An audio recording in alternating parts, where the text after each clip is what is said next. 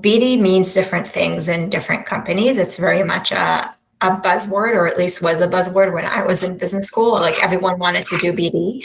It could mean anything from pure sales, right? So you'll see a lot of companies that just define it as sales, to more of what it's like at Google, where it's not a simple sale, where there is a very simple transaction of you give me money, I give you a product.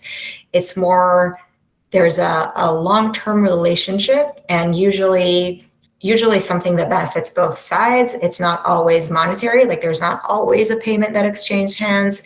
Sometimes both partners will need to figure out how to build something together, or take something from one company and adapt it to the other. Like it could be it could really mean tons of different things. Some people are indeed very planned in their career path and know exactly where they want to go and what they need to get there. Many people do not.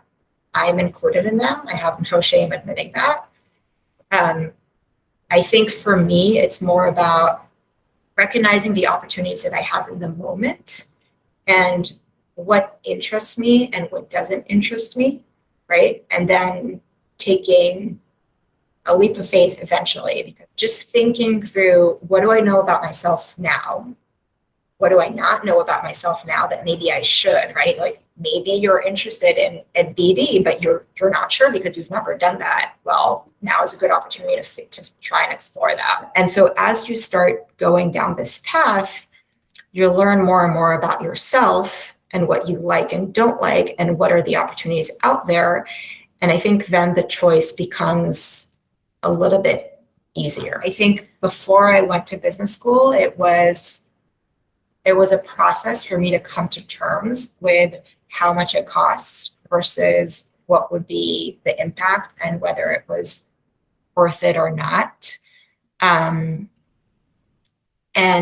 I'm still paying student loans. Like I graduated in 2013, right? 6 years later. For me, it really made sense. I don't think that it's necessary for everyone. There are a lot of qualified, smart people that are very successful in life that did not get an MBA. And so I really think that it's very good for a couple of things. So applying to jobs is hard, right? Really, really, really hard. I don't think I can sugarcoat it. I think you know better than I do at this point, right? Standing out is hard.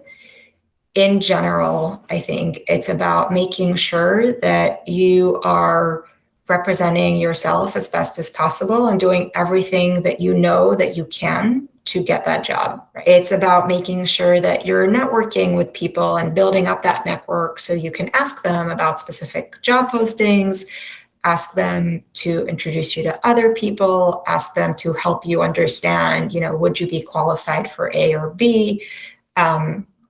And continuing to expand that network, right? And then making sure that you're practicing telling telling your story, like who you are, what do you want to do, what are you trying to get from this person, or when you're interviewing for a job, that you're really, really, really polished, right? And so that means practicing, writing down your stories, doing mock interviews with friends or parents or whoever, recording yourself, like all of that. Just make sure, because when you get that opportunity, you want to make sure that you've covered all of your basics, right? Google is very, very structured about it. And when you're a candidate, they send you these really long emails with like a 2-pager sort of explanation of what you should be expecting and how you should be preparing. And I've been intimidated in the past. And I've interviewed a couple of times, and always when I got those emails, I was like, why am I interviewing for Google? Why am I doing this to myself? But sort of now going through it, being on the other end of it, it's really how you should be preparing for every interview. Google is just very structured at telling you that and sort of documenting that. But you should, like, as I said, you should do those mock interviews with people. You should write your stories down to make sure that they're fleshed out and there's some sort of structure. It really is like how you should be thinking about any job application, any interview.